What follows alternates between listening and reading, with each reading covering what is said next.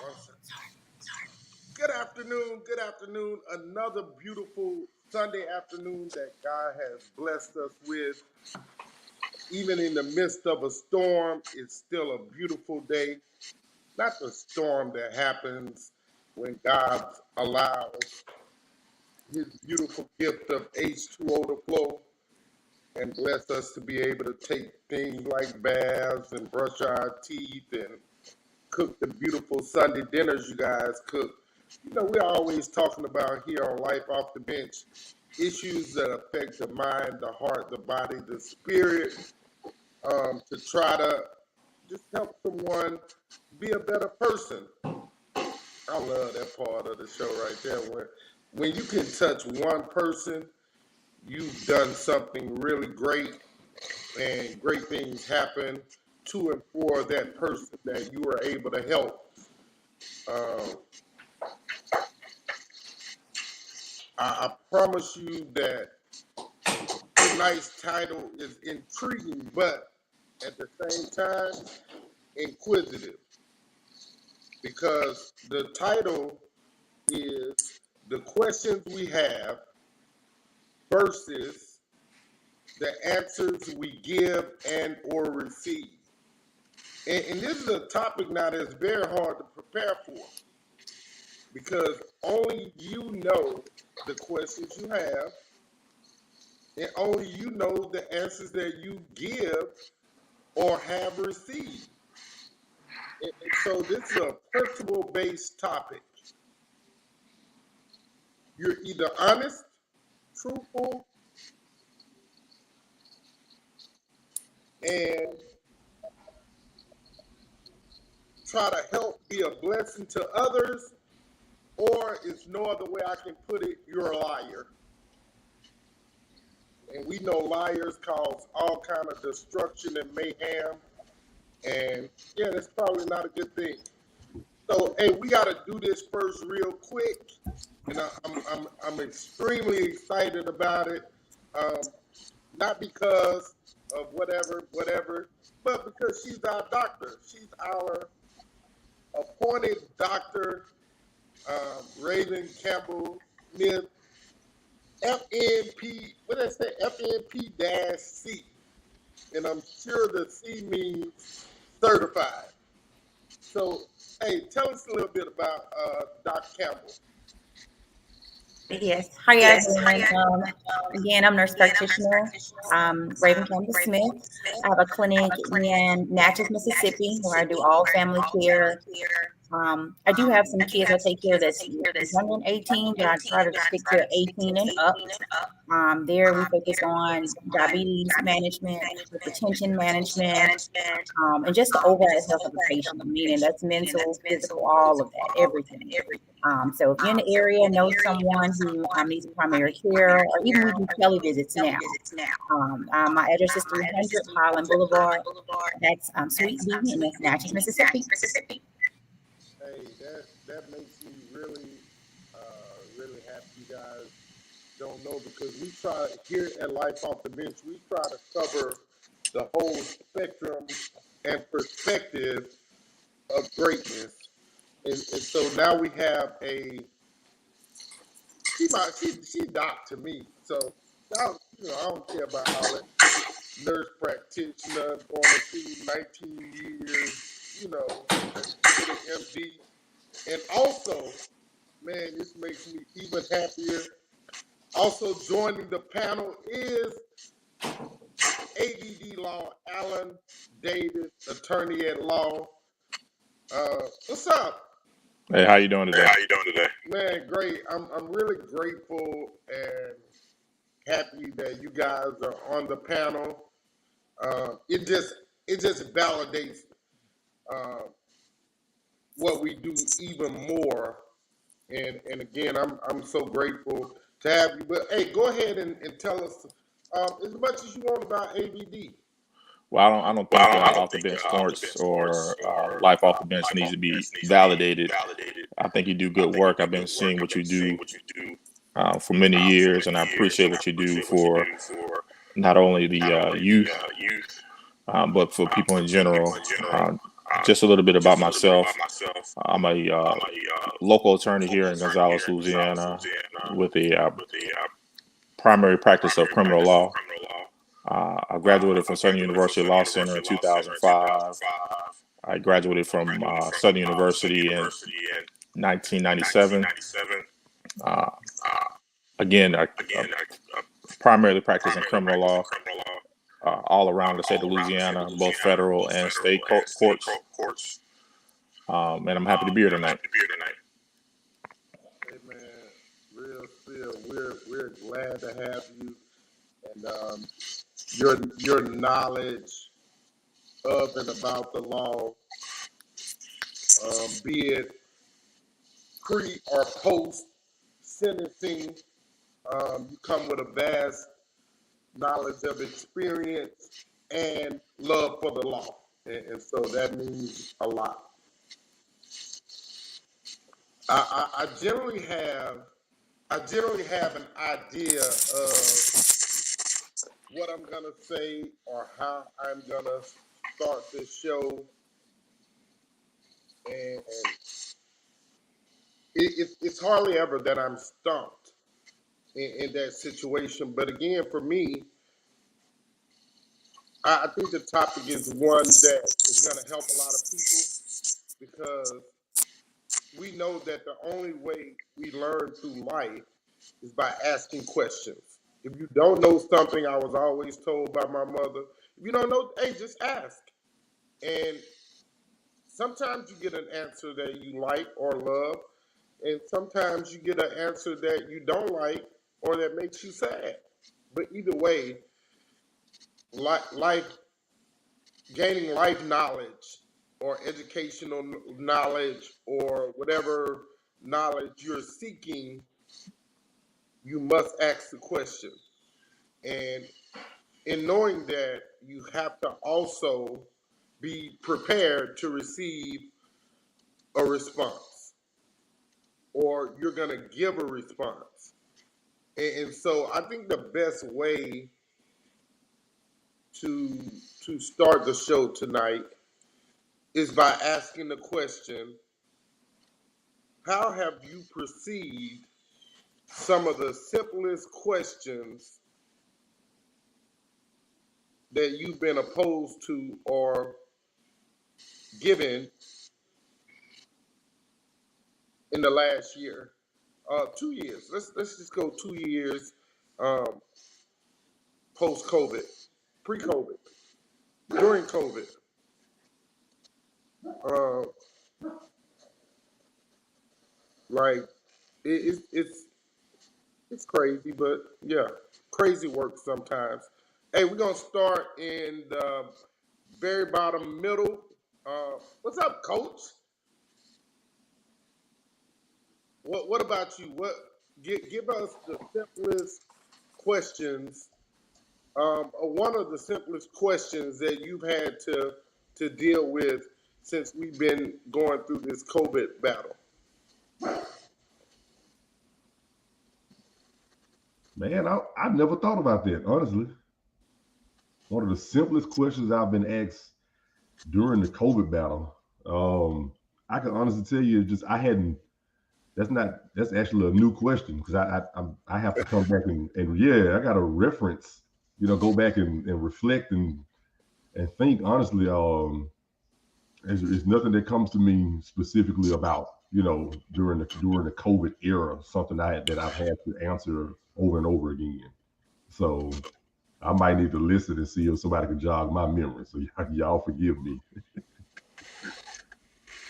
Well, I think I have an idea of what you're asking for, Hobart. I think during the COVID era, a lot of people ask questions. Number one, and not only during COVID, but I think during the political climate, is they ask questions to seek validation for their own perspectives. They may have a preconceived opinion about a certain thing, and they're asking you a question not to get your opinion, but to seek validation of their um,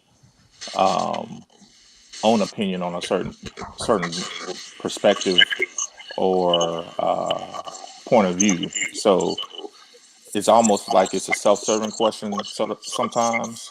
Like, number one, and with COVID per se, did you get the shot?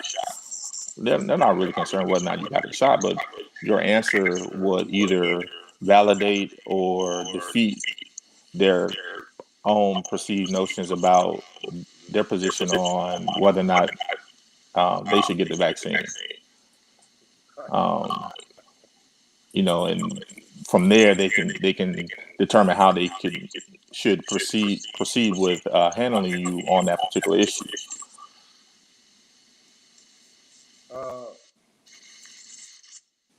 April.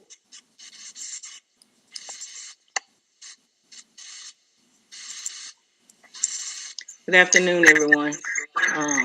So if I talk to a lot of people on the spiritual level, and like Mr. Davis said, they don't really want to know if that it's a self-serving question. They want to see what your perspective is.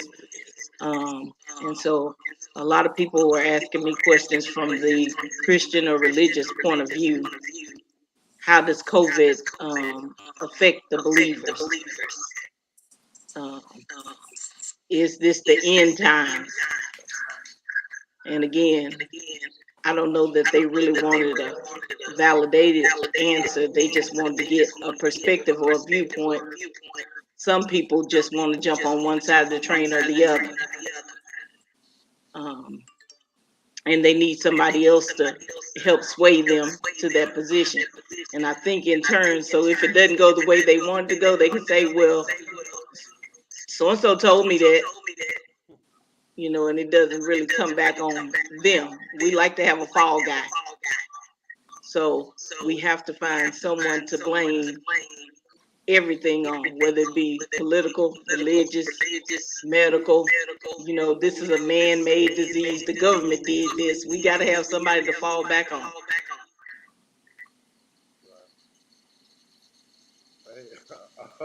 I'm sorry, Alan. I owe you an apology.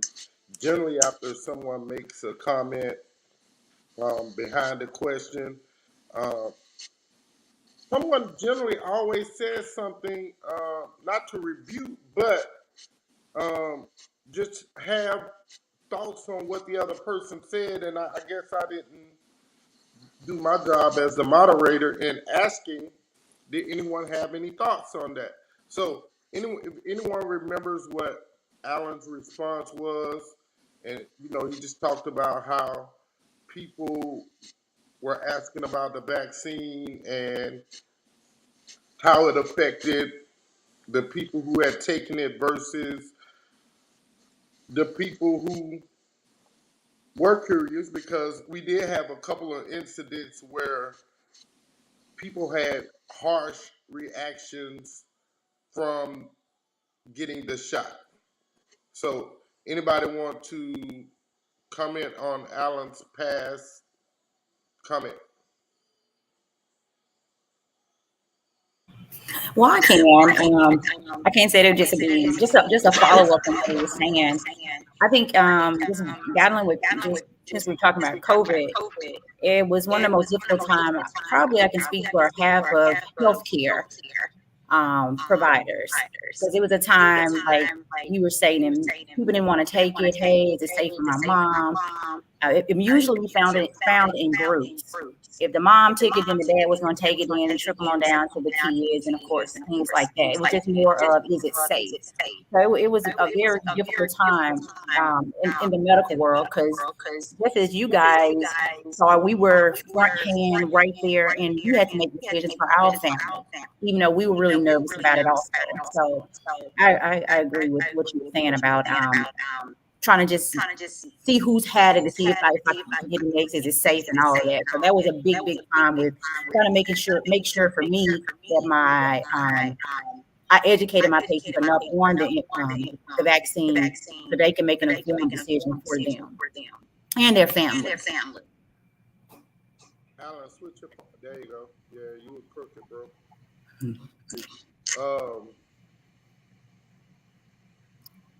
Responses to April's, April. She's April right now.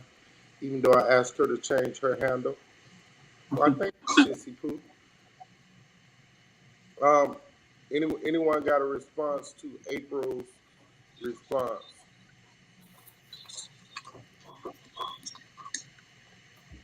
All right, this one is for um, Alfred and Raven. Alfred and Raven get to give me their thoughts on this. How important in receiving a question, how important is it to be not a listener, but to be a really good listener in receiving a question? I'll start. You said how important it is to be a good listener. Yes. Well, I feel with that, being a listener, that's half of the battle. And just to completely understand what someone is saying, because you can have two people, and if you've already, especially if it's a conversation that's been spoke on before, if you already have your mind made up or you already have come to a conclusion, you're not going to be a good active listener.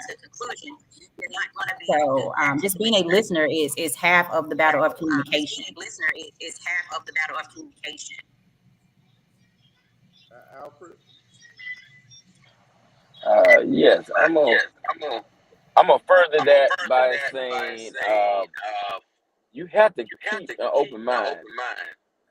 Even if you think you have the answer to whatever it is they're trying to communicate to you, you need to keep an open mind throughout, so you will understand better. Therefore, you can, if needed, give them an answer or just answer their question fully. So it is very important that you be a active listener by listening totally.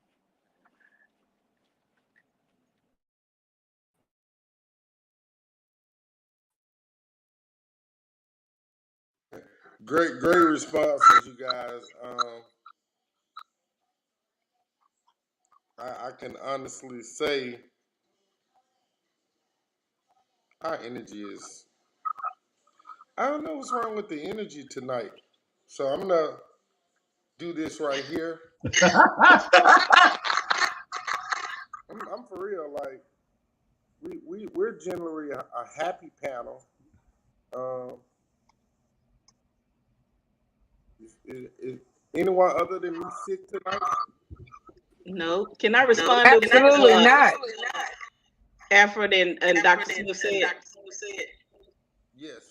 That's probably part of the problem. Her name is Raven. His name is Alan.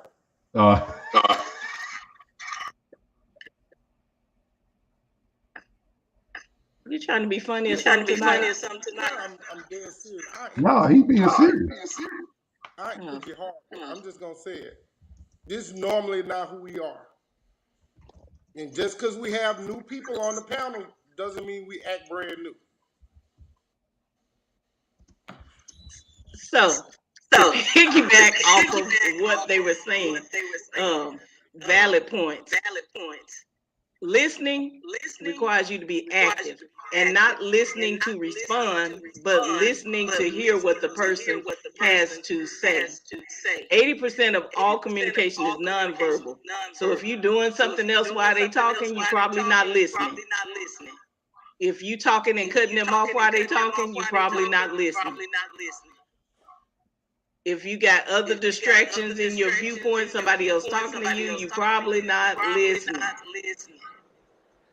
And to add to that, listening is also about comprehension. So if you're listening, then that means that you're trying to understand what it is they're saying.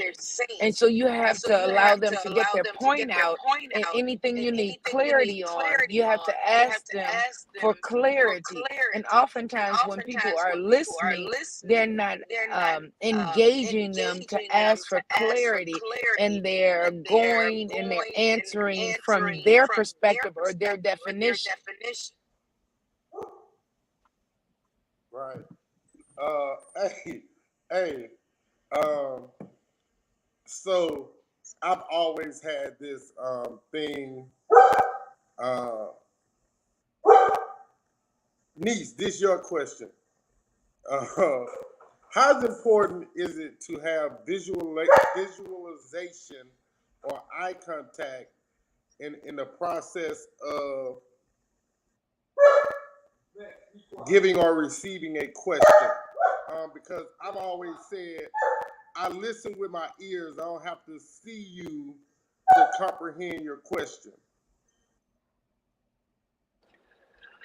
Well, now that we're in the world of FaceTime and Zoom, it's changed the game. You've had telephone before, you had letters before. So, you know, now you have texting, and people say, oh, texting changed the way we communicate. You don't really understand what a person means when they text. Well, what happened when we had communication through letter writing? You understand then because people wrote in full sentences. Well, that's a sidebar. However, a visualization is important for some people. It depends on what type of learner you are. So I imagine it depends on the learner that you are in the way in which a person communicates. If they communicate fully, um, you would understand that. If you are the type that sends, so in communication, there's two components. There's senders and receivers. If you are sending your message fully, um, then of course the person on the other end would understand it fully. And if you are receiving, then you would do your best to try to receive a full message. And goes back to what I just sort of said. You would attempt to receive as much information as you can before you try to answer something. You know, I can't answer something unless I know the facts, or I know as much information I can, or I'm not going to try to tell you, or some people do tell a half a story to make things more favorable for them. But if you are have some wisdom or some discernment, you the picture, if you will, than there is. So to go back to what you said, and I went all the way around the mulberry bush because I was thinking as I was speaking. Is visualization important? It's very important for some, but it all depends on, I guess, experience, you would say, and the type of learner that you are.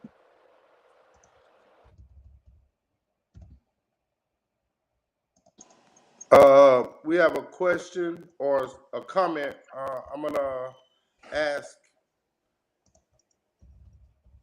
April to take the comment. Man, that judgment, that's one of my favorite things. And anytime people talk to me, they're in a judge-free zone. I listen with no judgment. I respond with no judgment. I accept people just as they are. And when you listen to people from where they're coming from and not without your own preconceived notions, then you're able to fully help them and help them accept the response that you give, because most time people are waiting on you to give them a judgmental answer, because that's what we do. And then we say it's not judging if it's the truth. Well, if it's not your truth, maybe it is judging. Sometimes we got to look at it from the opposite spectrum of the camera, turn the lens around and flip it to the other person. What if it was you? Could you even walk a mile in that person's shoes? Just about the little piece of the pie that they've given you that they're experiencing. Um, one of my favorite sayings is why people don't go to church, because the Christians are so judgmental. And believe me, I'm all for going to church. But when you talk to somebody and you don't believe that they can see things from your magnifying glass or your lenses, or they always perceive that your lens is dirty and theirs is really clean, makes it kind of hard to talk to people. It even makes it hard for you to listen to what they're saying. So most times they're not even talking to the people that they feel are going to be judgmental. That's why they talk to the people that are going to tell them what they really want to hear, which may not be truthful or helpful either. Well, April, isn't it too? Okay, so I just butt in without my active listening. Well, I was actually active listening, but isn't it too about that glass of Windex or that bottle of Windex and that I Sissy thought you Pooh, wanted us to bring real the quick, energy. 1 minute. Anise. Yeah. Uh-oh. Yes. Can you guys hear me? We Yeah. hear you. Go ahead. Real quick, I need you to hold that thought, that response, because we have to go into Dr. Campbell's medical minute. So, hey, we gotta do this real quick, everyone. Y'all just be patient with me. Not in my. Okay. Hey, that was quick. Alrighty, we're going to do our medical minute tonight. It's going to, I'm going to discuss hypertension. And of course, like I said, I'm going to try to build every week on a different minute, something that I think is very important to all of us. So this week, I'll be discussing hypertension. That's when you have, according to the JNC8, blood pressure, the current readings right now is greater than 140/90. You're going to your doctor's office or maybe a CVS, Walgreens, and we really truly don't diagnose you with hypertension until we have 2 elevated readings. And from there, it's when your blood pressure is extremely high, running against those artery walls. So from there, you can have headaches, you can have chest discomfort, you can have dizziness. So from there, if you have any of those symptoms, definitely you'll get your blood pressure checked. Some causes of blood pressure, of course, with us in African American community, a lot of it is genetics. I've had it ever since I had my second child, but it can be genetics, come from smoking, alcohol, stress. So that's a big one to remember, that stress can temporarily increase your blood pressure. So if you have any of those symptoms that I previously discussed, definitely go into your primary care or one of the local stores and get your blood pressure checked. Another thing I wanted to just point out is our food. As African Americans, we retain a lot of sodium. So that alone just predisposes us for hypertension. So just remember, check your blood pressure, watch your sodium intake, and decrease those stress levels. Thank you.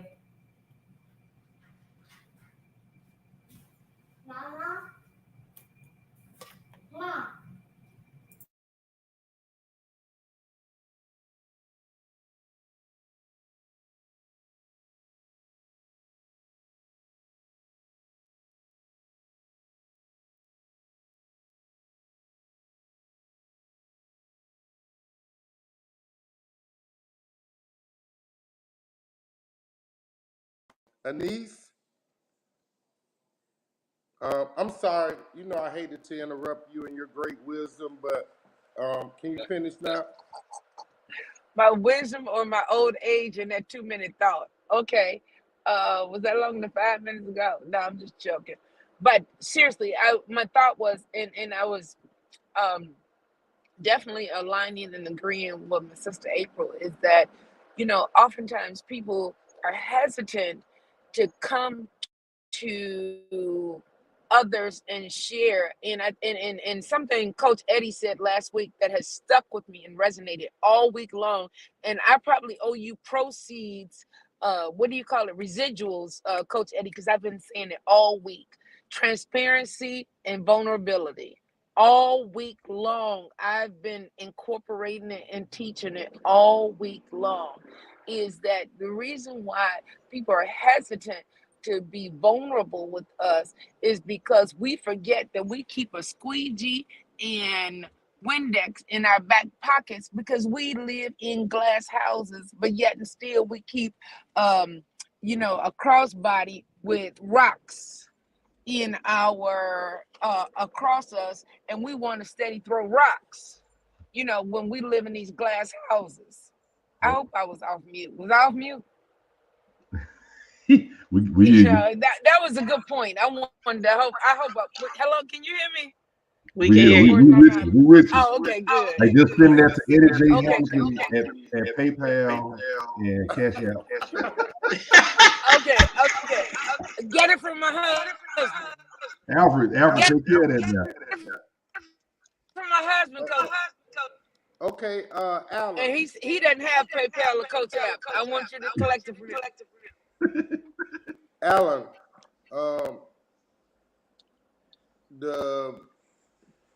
what's the right verbiage for this? Counter what the question was. So if you're in a conversation with someone that's adversarial to you, can you listen without judgment? You on mute, Alan. Yeah.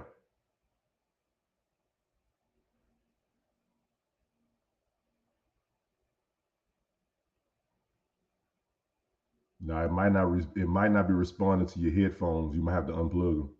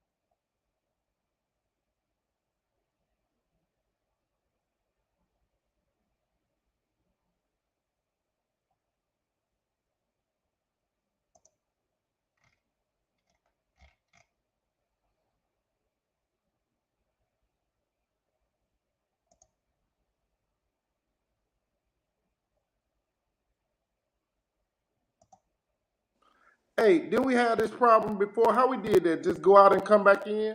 Yeah, we hear you now. Yes, sir. Yep. Matter of fact, All right, yeah, we Just hear Alan? you. It's a heavy mic right there. Y'all, we apologize for our technical difficulties. Nah, that's all right. This must be a good topic tonight.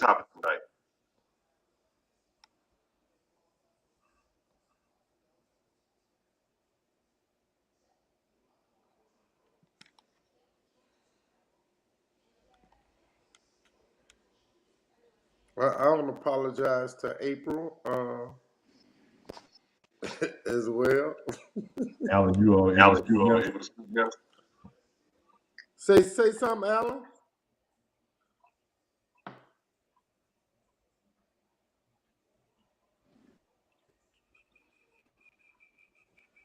Oh, sure, he'll be back. Ray, can you take that question for us? The question was, can you be in a judgmental-free conversation with someone that you've been having an adversarial conversation with? You said me? Yes. Oh, okay. Well, I can now, but I can say that came with growth and maturity. I'm kind of a little, a little headstrong person. So it takes growth, and it takes you to understand, even though you may not be seeing things eye to eye, that person could have a valid point about that situation. So I think you can be a good listener and give an honest opinion, but that takes maturity. Hey. Can you hear me now? Yes, Yeah, sir. we can hear you. All right. We can hear you now. He's back. Dr. Campbell took your question. Raven took your question. I So appreciate it. I'm gonna He give gave Teamwork. it to her. She didn't take it. All right. He throwing me all over the place She tonight. took it. Us men gotta stick together, Alan. Don't listen to that. Cause Coach these E. women on this panel fit. Easy. I think they be going to brunch together. Uh, so I think we can derive another question though from that. So pertaining to Dr. Smith's Raven's response, she said that in her younger days that she could not have an adversarial conversation, um, a judgment-free conversation with someone that she's been maybe having some harsh words with. Hey, my people at home, and so she said that took wisdom and maturity. Hmm. How can how does maturity help listening with someone that you're arguing with or having a strong debate with? Well, I think it takes not only maturity but also some control as well. You know, the nature of my practice is, you know, conversational and also adversarial. I'm a criminal defense attorney by practice, and uh, the prosecutor is, my adversary in pretty much all the cases that I handle. And so, in order to get things done, I must have conversations with these individuals who are diametrically opposed to my position. I'm here to advocate for my clients and to make sure that my client is put in the best position possible based upon the circumstances. Also, to seek justice for my client, and then the district attorney, in the same vein, has a job to do, and also to seek justice for the victim, the state, and also has a responsibility to the boss, who is a district attorney. And so, if you have a argumentative or a what's the correct word, uh, confrontational approach to dealing with them all the time, you're never going to get anything done or anything accomplished. So you have to, although you're adversarial, you can still be professional and mature about your approach. You can state your position without being nasty about it, and you can listen to the other person's perspective or their position, and understand it, but also have your point of view and be persuasive in your argument. And I think that's the key, is to be persuasive. They may not be on your side to start with or see things the way you see it, but if you're persuasive enough in your discussions with them, you may be able to kind of pull them to your side. And even if they're not able, even if you're not able to pull them to your side, at least maybe you can meet to some common ground or middle ground to where something can be accomplished, or you can walk away with some understanding that both parties can agree with. Great response, bro. Great response. This is a question prime for Dr. Hamilton. Ha! No, for real. But go ahead. You had a response first. I saw you put your baby church finger up. Yeah, had to put the Baptist finger up. Yeah. All right, so look, one of the things here too in communication, and Raven said earlier, and if it's okay if I call you Raven, I do respect you as doctors. I'm trying to loosen you up a little bit. All right, we're communicating. Yeah, y'all tight. Well, I mean, so one of the things in communication though is listening, being intentional in listening. Mm-hmm. To understand, and you use the term maturity, perfect word. And when you said that, my brain goes to it's this book some of us read, called the Bible, and there's book inside of that book called Proverbs. It has a whole lot to say about fools. Whole lot. And what I'm gonna do is I'm gonna read a couple of those in order to kind of get some context. Because the thing about it is, y'all, let's we're sitting here communicating, there's one scripture I'm just paraphrasing that says, when you're not received, shake the dust off your feet, keep going, But at the same time, with that, sometimes you might not be received because of how you're communicating. It's not always because you're making the right stance. But this is what Proverbs says about fools. One says, a fool takes no pleasure in understanding, but only in expressing his opinion. I mean, I think that'll preach all by itself, but that's one. The next one says, the fear of the Lord is the beginning of knowledge. Fools despise wisdom and instruction. There's another one that says, a fool gives full vent to his spirit, but a wise man quietly holds it back. So that's going right into what Raymond was saying about the difference between, a mature person and a person who just wants to argue or present a case and not trying to listen to try to understand. It takes now in my older age now, because definitely not old, but in my older age and having almost 20 years in the education career of being around adults and children, one thing I haven't had to learn was, when a fool show you he a fool, just let him be a fool. Right. Let it go.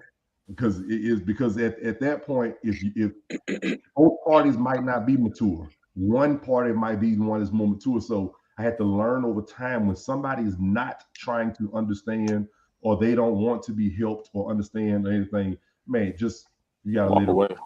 And I heard this preacher, he said this one time, devil 1, me 0. And I walk away. Drops mic. That's it.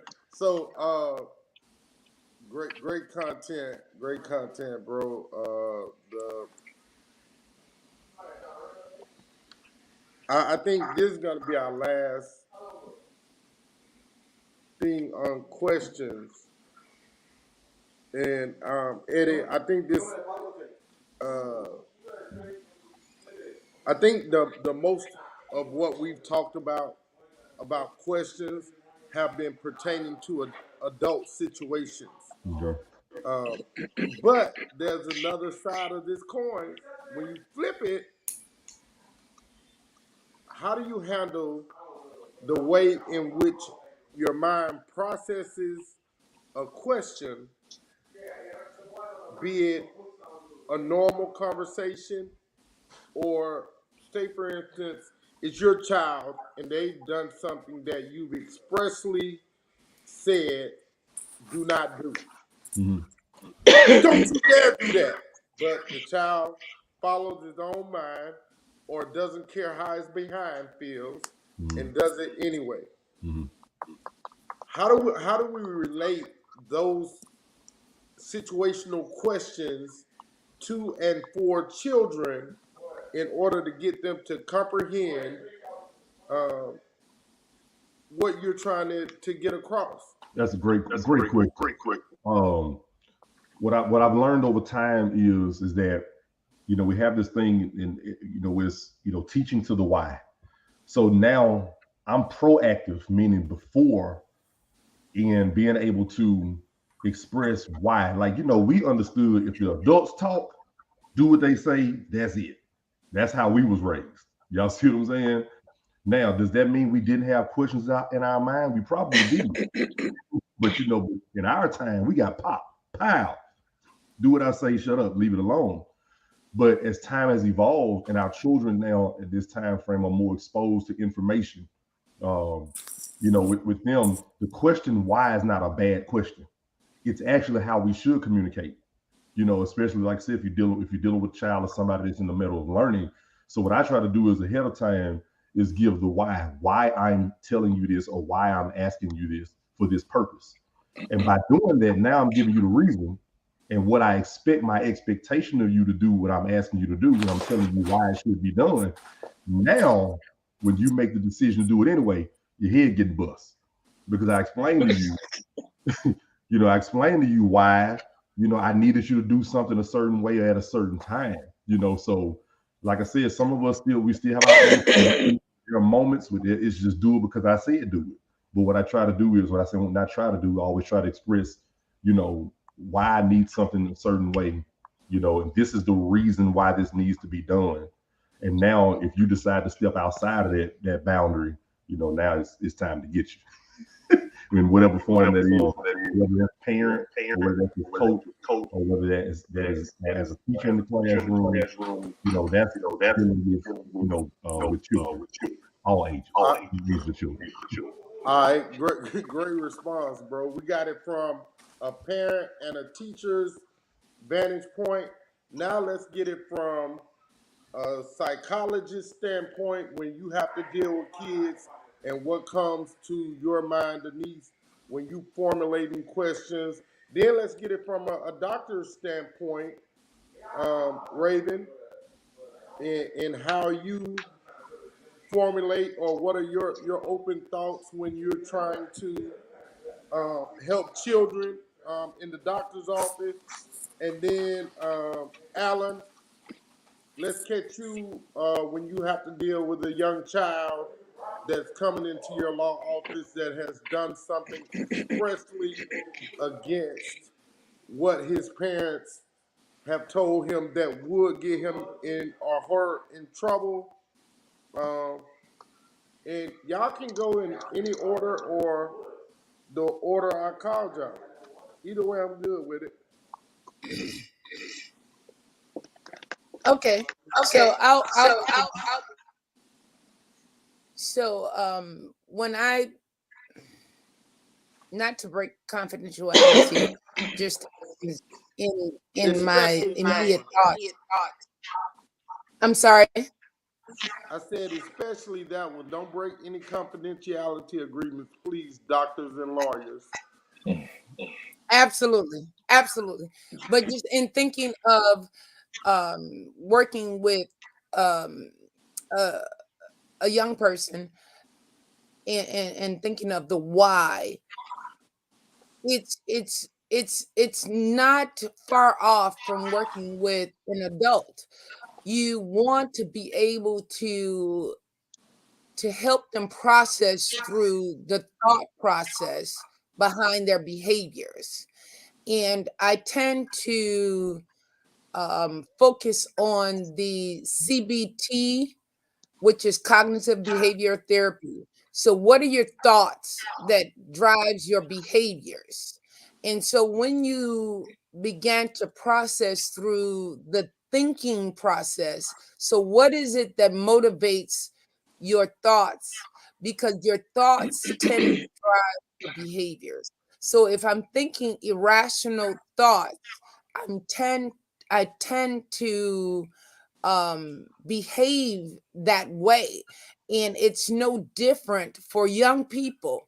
And oftentimes we either emulate or model those behaviors either from in the home or with our peers. And so when we process through those, um, as an adult or as a therapist with a young person, um, through that, it's very easy to trace the beginnings, um, as they began to talk about where those stemmed from, um, in their immediate surroundings. And so it's not about me giving advice or suggestions, but equipping them with tools to make better decisions, better choices, and better behaviors. And it's not for me to parent them, but for me to basically equip them to have better encounters and then better engagements.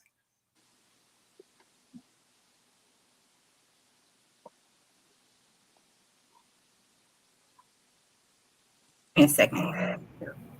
I'll jump on in. Definitely agree with what you said, Anise. As a provider, I know that I think if we remember or we keep in mind that even with adults, but I know we're addressing kids, it's just know that it's not a one size fit all. when you're teaching and when you're educating. So that one kid may learn this way. I think you said something earlier, Niece, about the learning styles, if I recall. Yes, ma'am. So knowing, especially as a provider, if you do know that patient, just knowing how do they learn, how do they process consequences and behaviors. Knowing that you mentioned cognitive, I know these kids are very, very tech savvy and they know how to do a lot of stuff, but a lot of these kids, they're way more cognitive, immature. They don't process things how we did because they have everything in their hands, in their forefronts. We give more than in I can say in general for my circle, we give more than what our parents gave us. These kids, they in the third, fourth grade with iPhone 12, 13, 14s. So we just got to know that it's a different, when you're addressing a kid, just know that you have to tailor your plan specifically for that kid. You can't just go textbook, blah, blah, blah, blah, because it's not going to work. Cognitively, they're not there. They're immature, and it's several other factors that play into when you're trying to teach someone about consequences and behaviors. All right. So in my situation, usually my engagement with either a juvenile or a young adult is usually when they have been involved in a serious situation, which either has caused them to be arrested or detained, or they're in trouble, and then an arrest or detainment is imminent, and so they come in with either their mother or their father. Can you hear me? And so they're seeking legal advice as to what they should do, and a lot of times the parent has already had a conversation with their child, and more likely than not, um, that child has not shared everything with that parent in order for the parent to fully assess what the full nature of the situation is. And so I guess it's less of the child having questions for me. It's more of me having questions for the child to fully understand the nature of the situation. Um, and when the child and the mother or the father is present in the room with me at the same time, the child is very reluctant to share information with me. So it's more or less um, just being direct and straightforward with them, trying to get as much information from them as possible. But a lot of times, I'm having to excuse the parent out of the room just to have a come to Jesus meeting with that child, with the parent's permission, and just having a frank discussion with that young juvenile client or young adult, and really getting to the crux of the situation as far as what brought them in there, so that I can adequately assess the situation and be able to determine what type of services or what the need is for that family at that particular time. And from our discussion, I can pretty much tell that um, what they've told me, they have not communicated that to their parents, and either with their permission, um, fill their parents in on fully exactly what is involved, the nature of the situation, and what the likely outcome is going to be and what we need to do moving forward. So it's more or less just being um, frank and honest with both the parent and also the child on our first stage of conversation with them when they come into my office. Hey, great job from each viewer's vantage point. Uh, I I think we missed a segment because of the questions. So we'll wait till around 8:05 and do our follow the law segment. Alfred, hey, good to see you, bro. Your question, Alfred, is because now we're switching over to the answer side of it. When you're thinking of a response to a question, what all goes into your thought process of how you're going to respond to said question and or questions?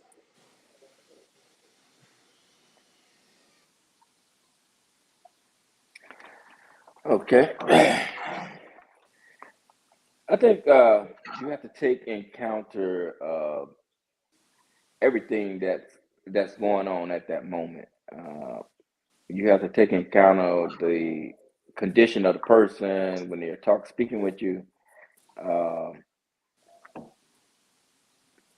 the atmosphere that you're in, uh, and just try to make the person as comfortable as possible when you're trying to gain information or listen.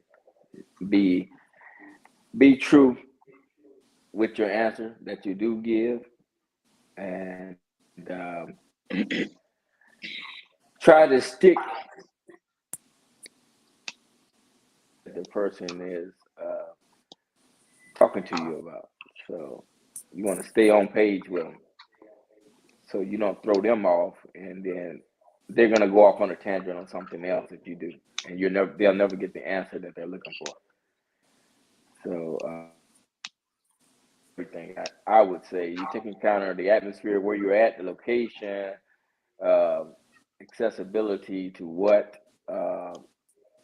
and noticing how is the person agitated or is the person calm. You can give them the answer back in that manner.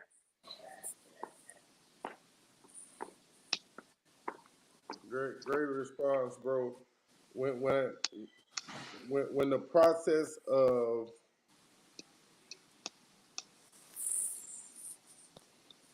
receiving an answer, April, and I got to give this to you, because sometimes I give you answers as a brother that you have no care or concern to hear, and I'm gonna go back to when we were really young adults, and and you used to be on my hind part about drinking them Budweisers so much, and I would always uh, give you the response, I ain't never stopping drinking. I love drinking Budweisers. How did you take the process of receiving that response as an answer? Um, I'm gonna get to that question in 1 second. Alfred made some valid points, man, and I can't just hop over them. And Coach E stole my thing. You know I'm the scripture giver. Now how you gonna come out here with all the proverbs? But James 1:19 says, and this is the amplified version, understand this, my beloved brothers and sisters. Let everyone be quick to hear, be careful, thoughtful listener, slow to speak, a speaker of careful chosen words, and slow to anger, patient, reflective, forgiving.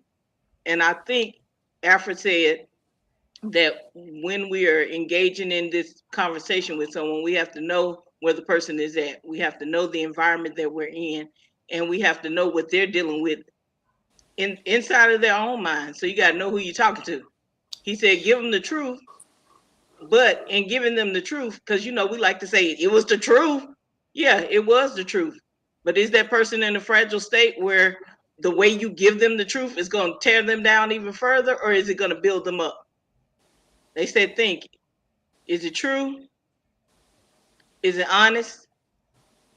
Is it, was I can't even remember, but think before you say it is what the acronym is, THINK. Before you go to jumping down somebody's throat to give them the whole truth, nothing but the truth, so help me God.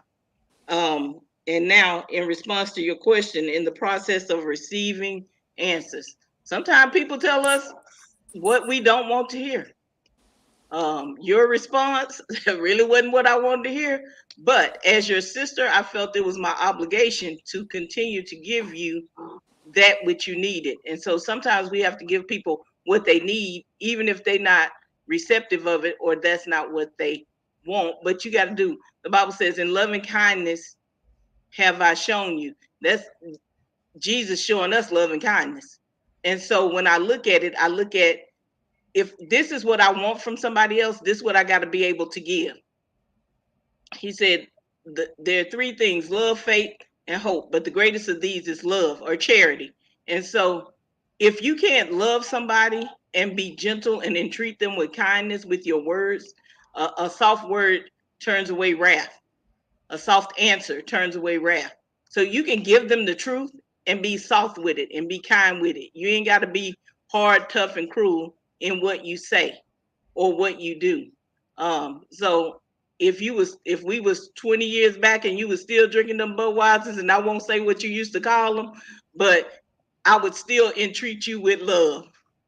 I would still entreat you with kindness, because generally the person that you are talking to, they can see far beyond what you see in you.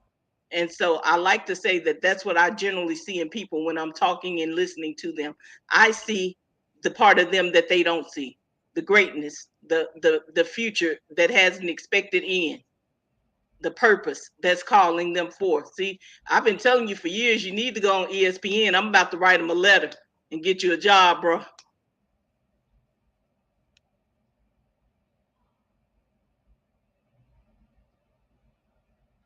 You muted, Anise. You muted, Hobart. You muted, Hobart. Yeah, man. Y'all, we And I'm all cutting muted. my camera off. Hey, I appreciate that, Sissy Pooh. Tell them I don't even need the 11 million. I'll take one. We want the 11 because you have 7 blocks up here that Yeah, you all have. of us got to get paid too. Let's Actually, go. Ching, ching. look, I was thinking about that Anise Sissy Pooh. Uh, when the show first started, and it got 7 up there, and then we're actually missing Shapri and Chad tonight. Hey, we're about to be the Brady Bunch in this camp, man. I love it. Hey. Wait a minute. Hold Uh-oh. on one second. April, it just takes a minute for us to get warmed up sometimes. Right. See, April, you said something, right? About seeing something in people that they can't see to themselves. So everyone doesn't have that gifting. Let's be clear on that part. So many are called, but few are chosen. So that gifting is not given to everyone. So I know that we are pulled together for this particular podcast for a certain reason. And all of us have different gifts, skills, grace, and talents, as we have talked. However, with that being said, as we talk about adults and questions and answers and young people, in all of our gifts, skills, grace, and talents, and as we use them, we all understand that in our selected fields, that we have the ability to see things in people that they don't see for themselves. So, for instance, Attorney Davis is able to sit with a client and say, "Come on now, talk to me. Come, really, give me the real deal." You know, Exactly. Sister Raven is able to go, "Okay, now I know you had 2 hamburgers instead of 1, and you put all that ketchup, hot sauce, you know, that was pork in them greens. Yes. Come on, really talk to me." Coach Hamilton, like, "You know what? I know you wasn't listening to your mama. I know you didn't do your homework. Really, really, Yeah. really." And then, Hobart is out there like, "I didn't drove all these miles, and you're not gonna give it your all on the court." It's the gift skills, and brother Alfred with all his mentees. Boy, he like old Mother Hubbard with so many kids, he don't know what to do. But I said all that to say is that when you have the ability to be called to do certain things in this thing called life, you have the ability to hear what people are saying. They say that in the words that's unspoken. It's between the dots and the dashes, and you have the ability to discern it and then be able to give it back to them, because they know that you can see and you can hear them, and you do see them. And so therefore, you have the desire to really care about them. And that's why they've chosen to see you and speak to you. Would you all agree? I know, Hobart, this your show. I agree. Would you believe that the people in your life are in your life for a certain reason? Yeah. That you Yeah. have the clients that you have for a certain reason? And you sit there and wonder sometimes when you look at a client, you be like, oh my goodness. Sometimes you go, oh, how does this? And then you realize, as maybe you've worked a case or you've seen a client or you had a certain child in your life, and then you see them maybe a year or 6 months down the line, and you see the win, if you will, and you say, this is why. Mm-hmm. You've patched or glued the hair back on your head. No pun intended, Brother Davis. But you patched the hair or glued the hair back on your head, and you go, oh, now I see why they were in my life. I guess I'm not bald then. Forget me. No, it's just shining. It's shining. You got a ponytail down here back behind your back. Oh, we lost Alfred. Hey, I think now may be a good time for our follow the law segment. We're gonna say bye to Raven. She has to leave to take care of some family business. I hope the first show, Ray, was really great for you. We're glad to have you part of the cast. I promise you, in 2 more weeks, nobody will ever know that you just became a part of the panel. Yeah, we're a lot more livelier today. We're just a little mellow today. I've seen y'all in action. Heard. Oh, But no, thank you guys. I mean, like I said, anytime I can give back, it's my pleasure. My pleasure. we were a little gentle to Hobart tonight. Right. Wait, what? Yeah, hey, we all knew that this was gonna be a tough topic. And so sometimes tough topics just come with a little more thought than quick fixes. So, hey, yeah, follow. It's time for our segment, Follow the Law. We'll be right back after we hear from AVD Law Attorney Alan Davis.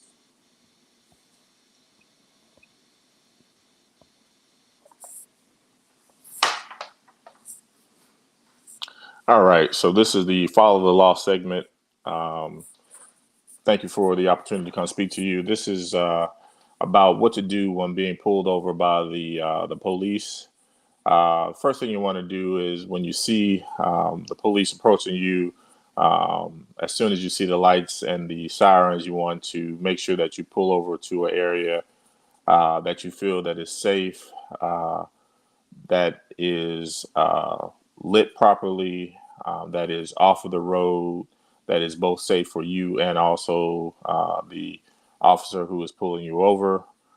You want to make sure that your windows are down, that your hands are visible where the officer can see you, and that you have your credentials out available, so where you're not reaching either into your glove box or into your center console to give the officers any reason to believe that you may be reaching for a weapon. For myself, I keep my credentials, my registration, and my proof of insurance in my advisor. I also instruct my son, who's 18 and attends college, to do the same. Um, Follow the instructions of the officer. If he asks for license and registration, provide that to him. by law, you have to provide that to them. If they ask to search your vehicle, you do have the right to refuse any illegal searches or seizures of your vehicle without any probable cause. If you have not done anything to uh, leave that officer, lead that officer to believe that you have that to give him probable cause to believe that you've done anything illegal other than violate any traffic laws, that officer does not have probable cause to search your vehicle. But if you give that officer permission to search your vehicle, they can search your vehicle without a warrant. But by all means, what you want to do is make sure that you survive that stop uh, by providing the necessary credentials and follow the officer's instructions. Do not be combative. Uh, no one likes to be pulled over by the police, but you rather get a citation than to be handcuffed and taken to jail by refusing the instructions of the officer. And that is Follow the Law segment for today. Thank you very much.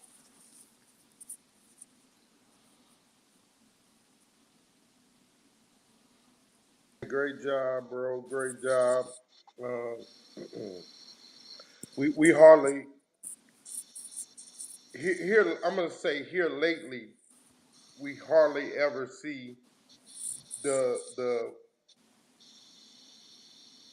the posts that get to make it to social media with perspectives of the law and respect to the law.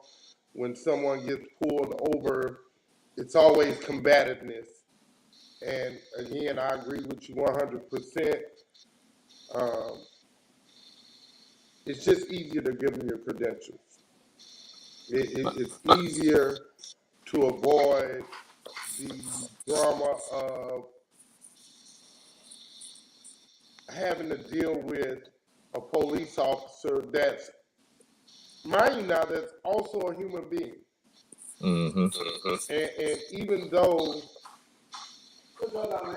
they're supposed to have had training for this, and most do, most police departments do a great job of training their officers.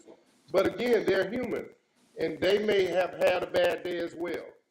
And so when two people have had a bad day, it doesn't take much to cause a disruptive dispute or for both parties to become argumentative. And Right. again, the police officer is going to win every time.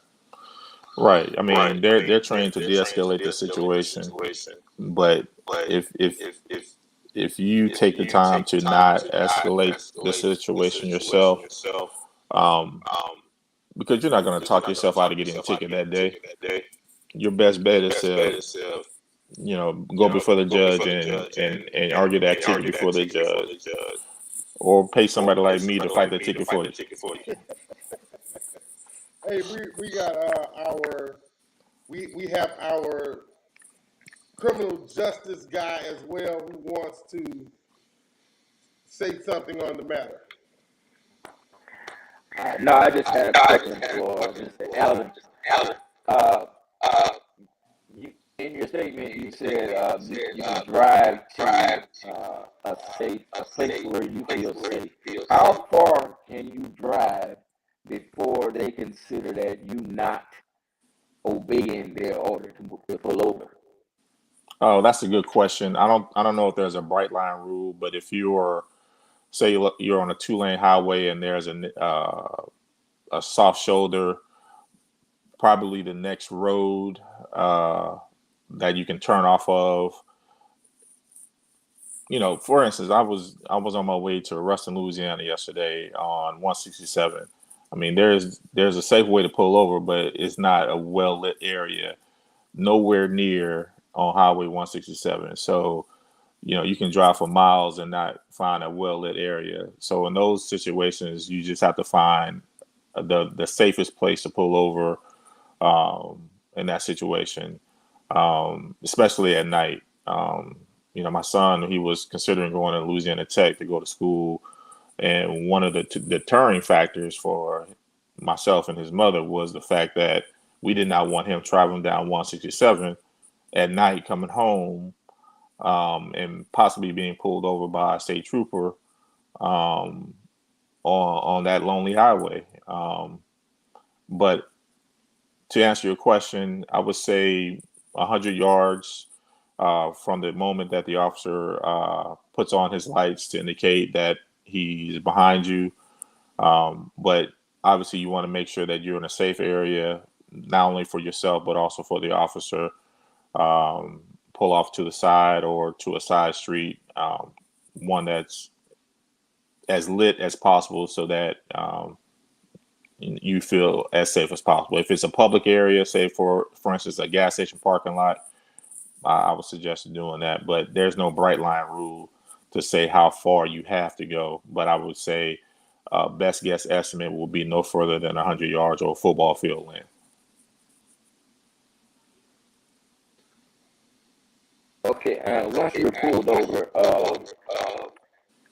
as a black man in America, would you feel safe with invoking your Fifth Amendment? Just not saying anything to, because I've seen that agitate a policeman more than you saying something. Well, You just not saying anything. you don't have to say anything to them. You hand them your credentials, your driver's license, your registration, and your proof of insurance. If he asks you a question, where you going, you don't have to answer. Because anything you say at that point can and may be used against you in the court of law. But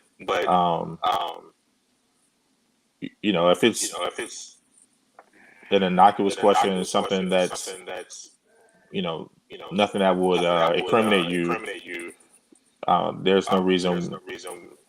If you were my client, I would advise you, if it's nothing that would incriminate you, that to go ahead and answer the question. But if it's starting to get more in depth, like I smell marijuana in the vehicle or I smell alcohol in your breath, at that point, you can refuse to answer any questions. Okay.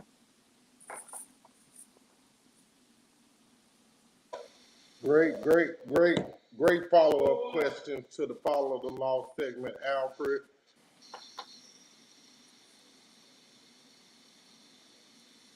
Now we're back to our regularly scheduled show. The questions we have versus the answers we give and or receive. And again, the process of asking questions and things of that nature, they can be very easy most times. But more often than not, the tough part with questions derive from the answers that we give and or receive. As we know, people don't always like the response that they are given. And so as we try to address this topic tonight, um, it's a wide range and variety of ways that you can respond to things. But the best way is to, and I'm gonna let Alfred um, tell us about this. It's a thing that's called think. Go ahead, Alfred.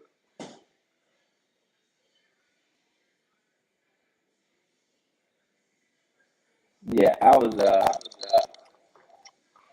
looked it up as April quoted it, so I just wanted to make sure we knew what it stood for. And Oh, I'm sorry. I missed yeah, that. I didn't have a question about that. Really, that first question you really asked about during the pandemic time. What was the question that often came up to me that, that I never got a satisfaction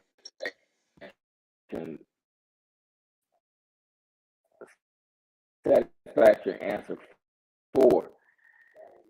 And the question was, what made him destructive? So, and I thought about it, and I'm not trying to get a devil any credit, but I thought it was the fact that we have crossed so many lines in this country. We've blurred lines so much now. It's like it used to be when this country was formed. It was church and state was separate. They're only separate on paper now because and now we're seeing where politics and medical has blurred. The lines have been blurred, and that I think is what made this last pandemic, or this pandemic we're still in, so dangerous. It's because we don't respect any of these lines that we used to have common sense to respect. Now you have politicians overriding people who've been studying and testing and studying and testing in their own fields, and you have someone getting paid as a politician to try to blur the lines. And I don't want to give someone credit for that, but we all know who the devil was in that whole thing. But I think that was the question that everyone tried to stay away from, or the answer. And I think everyone had the question, but the answer everyone tried to stay away from is that we blur lines so much here now that it to no ends now. There's no ends, and then we wonder why our youth act the way they act, and we wonder why politicians act the way they act. Is the fact that we hold none of these things sacred as the way we used to. You breaking up, babe? I know. I buffered. I buffered.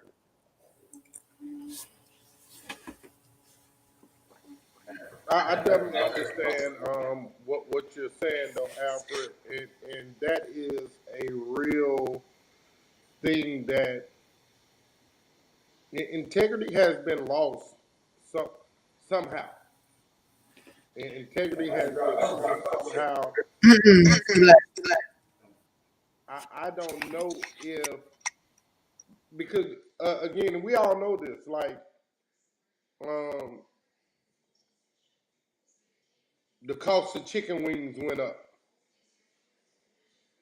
$9 to $28.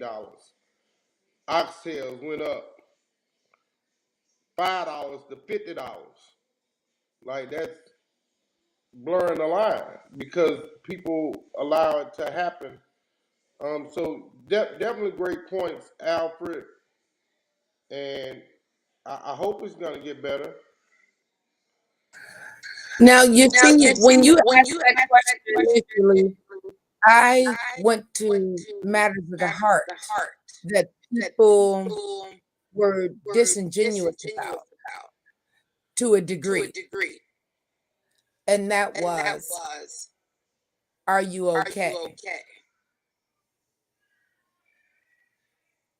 That simple question, because we had never experienced a pandemic before. So people did not, in our lifetime, if you will.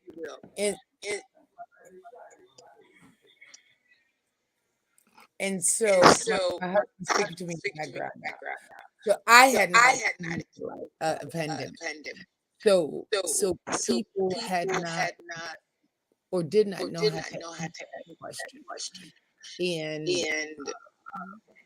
There was a lot of new load. The had into a tizzy. There was a lot of rampant death that did not necessarily have to take place because vaccinations were available. They frightened us into long lines of waiting for the vaccination. They put us into prioritizing who would be most important to receive vaccinations. Families were concerned about loved ones. There was high numbers of isolation, one from another, were alone with their thoughts for the first time. They were alone with themselves for a long time.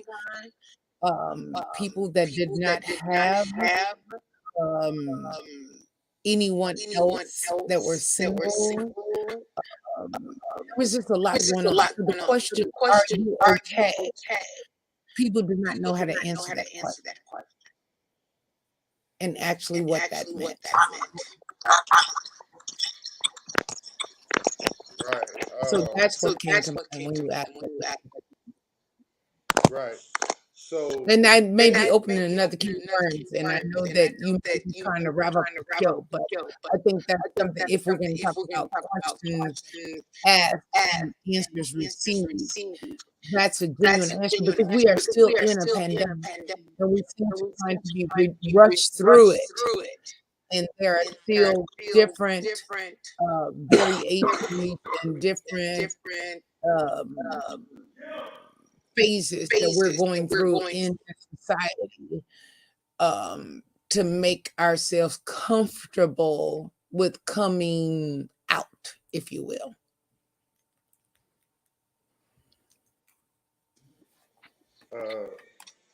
again, great thoughts. Great thoughts on that perspective.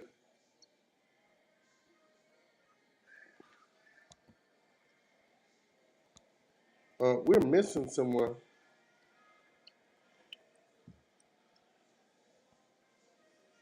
I see him in the background. I don't know what happened to him though. Oh, I'm tripping. Uh, man, tonight has been a really difficult show. I just think that I have to take the lick on this one, and I will. I think that the topic may have just been too out of the way, too off the wall, too difficult because it's not a normal conversation that that we generally have, and so I'll take the lick for that. But the only way, the only way that we can understand the adaptation of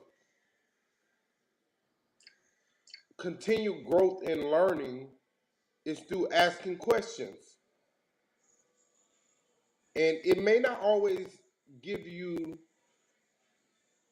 the response that you want, but sometimes in life, the easy way out always leads you into a dead end because it's not what you need to hear. The easy way out will cause self destruction because it's not what you need to hear. Sometimes you need to hear no. Sometimes you need to hear stop. Sometimes you need to hear don't do that. And sometimes you just need a hell no, that's impossible. Because we're allowing certain things to happen in our everyday life now because no one wants to be the bad guy. Everybody wants to be nice. Um, no one wants is tough love even a thing anymore? Absolutely, it is. Absolutely, it is. I grew up under a tough love regime. I knew my mother and father loved me. I knew my grandparents loved me. I knew my uncles loved me. I knew my siblings loved me back then. And so whatever came with the questions or answers, because my granddad, he only asked once. And if he didn't like the response you gave, he was going to tear your hind part up, and he didn't care if you cried or any of that. So don't be afraid to ask questions because that's how you learn. But also don't be afraid to listen.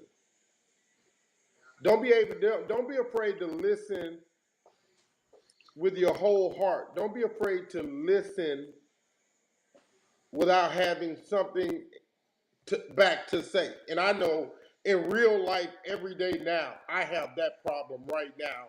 That sometimes when I'm talking in a conversation that's personal, and somebody said this earlier, like it's hard to be dumped upon if that's the right verbiage, and you not have a response.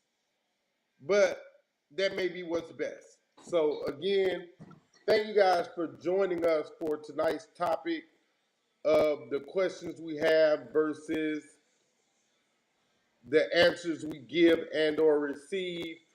We definitely want to thank our new panelists, Alan Davis, attorney at law, Raven Campbell, uh,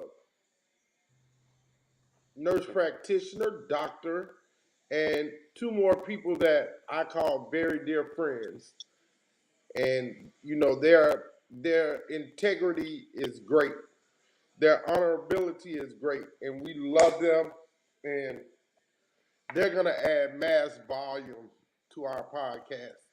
Also, we want to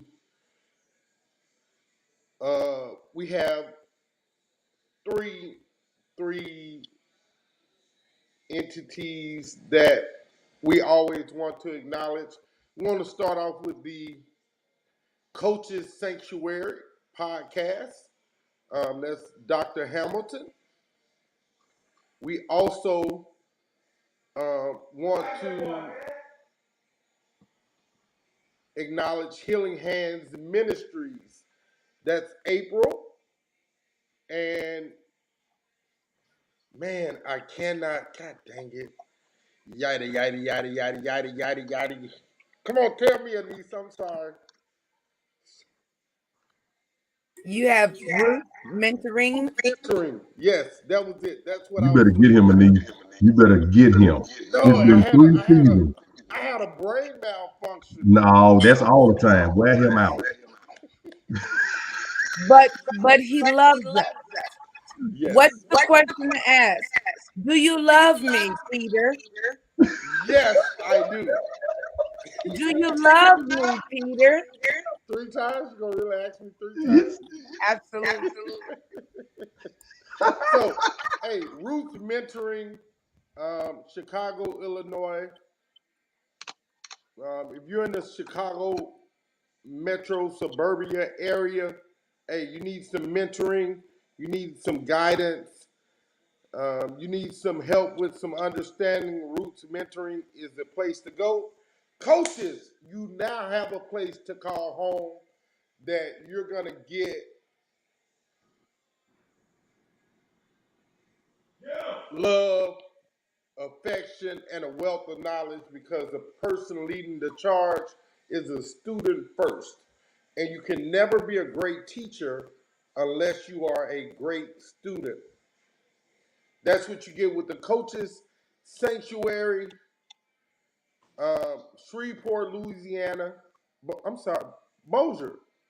Bossier City, Bossier Bossier City, supposed to kill you for Louisiana. that.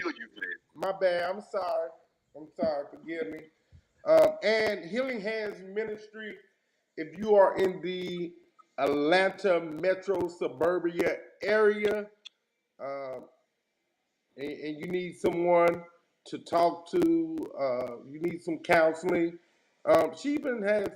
I've known her to buy food and clothes and a whole bunch of other things for people that have been in need. She's been a champion for the little guy, um, and again, she's been giving back for over 25 years, not just to people in the Atlanta metro area, but when she was a resident of Alabaster, Alabama, and Arlington, Texas as well.